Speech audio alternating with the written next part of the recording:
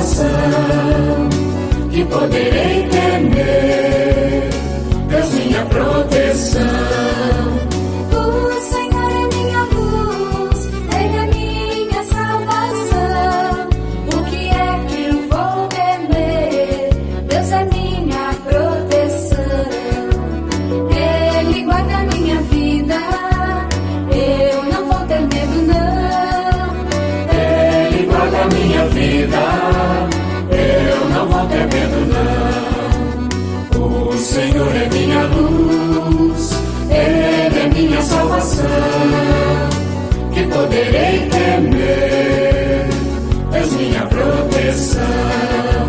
Quando os maus vêm avançando, procurando me acuar, desejando ver meu fim, querendo me matar, inimigos opressores é que vão se liquidar. Inimigos opressores é que vão se liquidar.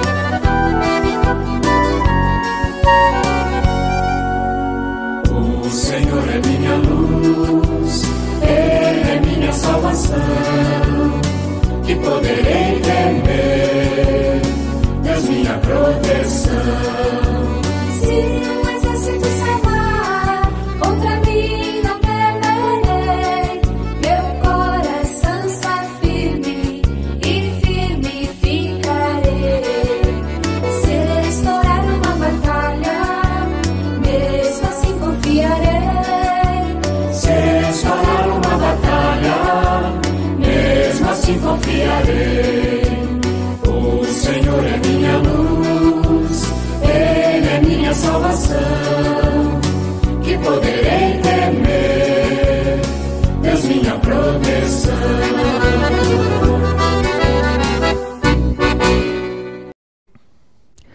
Olá, eu sou o Padre Jefferson, aqui na Paróquia Nossa Senhora da Esperança, em Sarandi, e vou partilhar com você a palavra deste 10º domingo do Tempo Comum. Leitura do livro do Gênesis. Depois que o homem comeu da fruta da árvore, o Senhor Deus chamou Adão, dizendo: Onde estás? E ele respondeu: Ouvi tua voz no jardim e fiquei com medo, porque estava nu, e me escondi. Disse-lhe o Senhor Deus: E quem te disse que estavas nu? Então comestes da árvore, de cujo fruto te proibi comer? Adão disse: A mulher que tu me destes por companheira, foi ela que me deu do fruto da árvore e eu comi. Disse o Senhor Deus à mulher: Por que fizestes isso? E a mulher respondeu: A serpente enganou-me e eu comi. Então o Senhor Deus disse à serpente: Por que fizestes isso, serás maldita entre todos os animais domésticos e todos os animais selvagens. Rastejarás sobre o ventre e comerás pó todos os dias da tua vida. Porém inimizade entre ti e a mulher, entre a tua descendência e a dela. Esta te ferirá a cabeça, e tu lhe ferirás o calcanhar. Palavra do Senhor. No Senhor toda a graça e redenção. Das profundezas eu clamo a vós, Senhor, escutai a minha voz. Vossos ouvidos estejam bem atentos ao clamor da minha prece. No Senhor toda a graça e redenção. Se levardes em conta nossas faltas, quem haverá de subsistir? Mas em vós se encontra o perdão. Em vós temo e em vós espero. No Senhor toda a graça e redenção. No Senhor ponho a minha esperança, espero em sua palavra. A minha alma espera no Senhor, mais que o vigia pela aurora. No Senhor toda a graça e redenção. Espere Israel pelo Senhor, mais que o vigia pela aurora, pois no Senhor se encontra toda a graça e copiosa redenção. Ele vem libertar a Israel de toda a sua culpa. No Senhor, toda a graça e redenção. Leitura da segunda carta de São Paulo aos Coríntios. Irmãos, sustentados pelo mesmo espírito de fé, conforme o que está escrito, eu creio e por isso falei. Nós também cremos e por isso falamos, certos de que aquele que ressuscitou o Senhor Jesus nos ressuscitará também com Jesus e nos colocará ao seu lado juntamente convosco.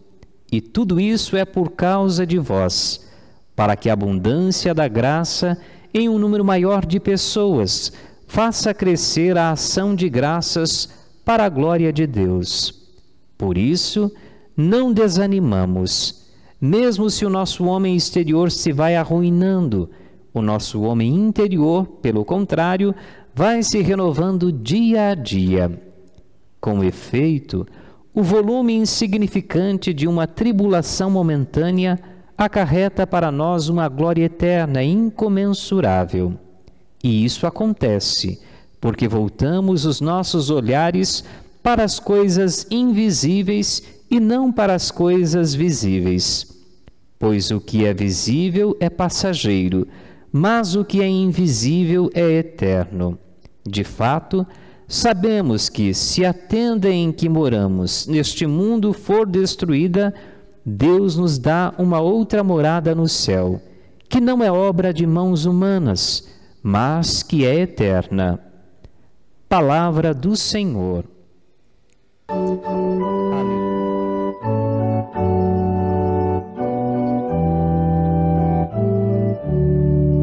Minha mãe e meus irmãos são aqueles que fazem a vontade do meu Pai. São aqueles que fazem a vontade do meu Pai. Aleluia, aleluia, aleluia. O príncipe deste mundo agora será expulso, e eu, da terra levantado, atrairei todos a mim mesmo. Aleluia, aleluia, aleluia. O Senhor esteja convosco. Ele está no meio de nós. Proclamação do Evangelho de Jesus Cristo segundo Marcos. Glória a vós, Senhor. Naquele tempo, Jesus voltou para casa com os seus discípulos. E de novo se reuniu aí tanta gente que eles nem sequer podiam comer. Quando souberam disso, os parentes de Jesus saíram para agarrá-lo, porque diziam que ele estava fora de si. Os mestres da lei, que tinham vindo de Jerusalém, diziam que ele estava possuído por Beelzebu, e que pelo príncipe dos demônios ele expulsava os demônios. Então, Jesus os chamou e falou-lhes em parábolas. Como é que Satanás pode expulsar a Satanás? Se um reino se divide contra si mesmo, ele não poderá manter-se. Se uma família se divide contra si mesma, ela não poderá manter-se. Assim, se Satanás se levanta contra si mesmo e se divide, não poderá sobreviver, mas será destruído. Ninguém pode entrar na casa de um homem forte para roubar seus bens, sem antes o amarrar. Só depois poderá saquear sua casa. Em verdade vos digo, tudo será perdoado aos homens, tanto os pecados como qualquer blasfêmia que tiverem dito. Mas quem blasfemar contra o Espírito Santo nunca será perdoado, mas será culpado de um pecado eterno. Jesus falou isso porque diziam: ele está possuído por um espírito mau. Nisso, chegaram sua mãe e seus irmãos. Eles ficaram do lado de fora e mandaram chamá-lo. Havia uma multidão sentada ao redor dele. Então lhe disseram: tua mãe e teus irmãos estão lá fora à tua procura. Ele respondeu: quem é minha mãe e quem são meus irmãos? E olhando para os que estavam sentados ao seu redor, disse: aqui estão minha mãe e meus irmãos. Quem faz a vontade de Deus, esse é meu irmão, minha irmã e minha mãe. Palavra da salvação. Glória a vós, Senhor. Muito bem, irmãos e irmãs, vou partilhar com vocês a palavra de Deus para este 10º domingo do tempo comum. Após a celebração da Páscoa de Jesus, após a celebração da Ascensão, Pentecostes e a solenidade da Trindade, retomamos a segunda parte do tempo comum. E no retorno das celebrações dominicais deste tempo, a palavra destaca a misericórdia divina, presente na promessa que esmagará o mal, que perdoa toda a culpa e constrói uma nova moradia para a humanidade. Mesmo assim, apesar da promessa divina, a humanidade é tentada a se esconder de Deus e querer esconder Jesus do povo. Depois de conhecer a proposta divina de criar um paraíso para vivermos na terra, como ouvimos na primeira leitura, depois de conhecer as obras e os ensinamentos de Jesus proclamados no Evangelho, a palavra deste domingo coloca uma pergunta: que voz estamos dispostos a ouvir? A voz do Evangelho ou as vozes das tentações? Desde o início da criação, Satanás procura colocar inimizade entre Deus e a humanidade. E para isso, tudo faz para desacreditar Jesus e o Evangelho.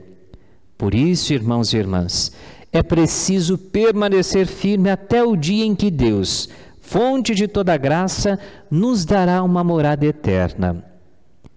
O contato com o livro do Gênesis, do qual ouvimos na primeira leitura, o primeiro livro da Bíblia, solta a nossa imaginação e, em alguns casos, também a nossa fantasia. Como foi que tudo começou? Como Adão e Eva viviam no paraíso? Como eram o paraíso? Estas e tantas outras perguntas começam a rodar a nossa cabeça cada vez que lemos as primeiras páginas da Sagrada Escritura. A primeira leitura apresentou e refez a conversa de Deus com Adão e Eva, logo depois da cena do pecado. Quando falamos em Adão e Eva, somos propensos a pensar o quê? Num casal reproduzindo as imagens que vemos em ilustrações. Para essa reflexão, ao contrário, vamos considerar Adão e Eva como representantes de todos os homens e mulheres. Assim, compreendemos que todos nós, homem ou mulher, conversamos com o tentador e também conversamos com Deus, que no dizer da primeira leitura que acabamos de ouvir, passeia em nossa terra. Este é o primeiro pensamento, acompanhado também de uma pergunta: com quem eu converso mais? Com Deus ou com o tentador?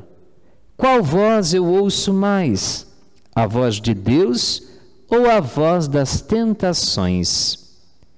A primeira leitura apresentou um cenário ideal de vida para o homem e para a mulher, que a Bíblia e a tradição cristã chamaram de paraíso. Pois bem, o que é o paraíso? É a possibilidade de conviver com Deus e de viver em paz com a natureza e com os irmãos e irmãs. No paraíso, descrito na primeira leitura que acabamos de ouvir, Deus se encontra no céu e a serpente se encontra rastejando-se na terra. Para onde dirigimos a nossa atenção? Para o alto ou para a poeira da terra? Outra imagem que favorece nossa reflexão é aquela de Deus passeando no meio do jardim. Deus passeia no jardim, chamando Adão e Eva, mas eles estão escondidos de Deus por vergonha de mostrar a sua nudez. Não a nudez do corpo físico, mas a nudez da fraqueza, de serem incapazes de resistir à tentação. Cada vez que caímos na tentação, devemos ter vergonha da fraqueza que nos impede de resistir ao pecado. Mesmo que o homem e a mulher tenham traído a confiança divina, ainda assim Deus volta a passear no jardim da terra na pessoa de seu Filho Jesus Cristo. Quando dizemos que Jesus é Deus passeando entre nós, percebemos que o Evangelho que ouvimos apresenta uma situação bem curiosa. Na primeira leitura, o homem e a mulher se escondem de Deus. No Evangelho, é os parentes de Jesus que querem esconder Deus da sociedade, porque consideram que Deus, na pessoa de Jesus, está fora de si. Se o primeiro momento da nossa reflexão consideramos a tentação de dar mais ouvido à voz da tentação, que rasteja os nossos pés para nos derrubar, agora, na nossa reflexão, vamos considerar o esforço que se faz de tirar Deus de nosso meio para calar a voz de Jesus Cristo, para esconder a voz do Evangelho, considerando-o palavra sem sentido para a nossa sociedade. Esta tentativa de esconder Deus pode estar presente na vergonha de testemunhar a fé, no receio de viver um estilo de vida iluminado pelo Evangelho, na dificuldade de aceitar a proposta de vida apresentada por Jesus no Evangelho. Diante de tais dificuldades, é o salmo que nós acabamos de ouvir e a segunda leitura que nos indicam o caminho de fé confiante e o incentivo para perseverar, pois aquilo que é visível pode ser enganador e nos afastar de Deus. Rezemos, irmãos e irmãs, pelos jovens que se preparam para o matrimônio com o apoio de uma comunidade cristã, para que cresçam no amor com generosidade, fidelidade e paciência. Esta é a intenção que o Papa Francisco nos propõe para este mês de junho. A história do primeiro casal não é muito significativa para namorados e noivos que se preparam para o casamento, por estarem marcadas por acusações e muitas vezes transferências de culpas, como ouvimos na primeira leitura. Infelizmente, é uma cena que se repete em muitos casais depois do casamento.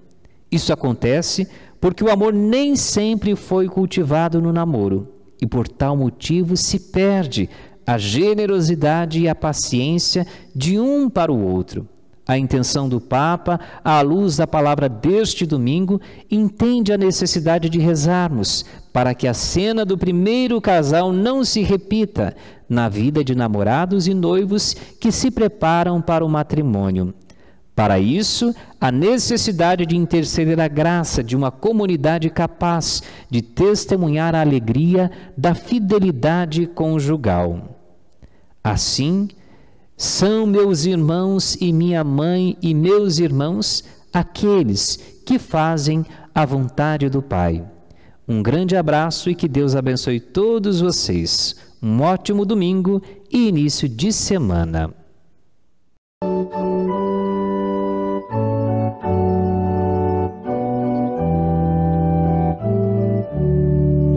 Minha mãe e meus irmãos são aqueles que fazem a vontade do meu Pai. São aqueles que fazem a vontade do meu Pai.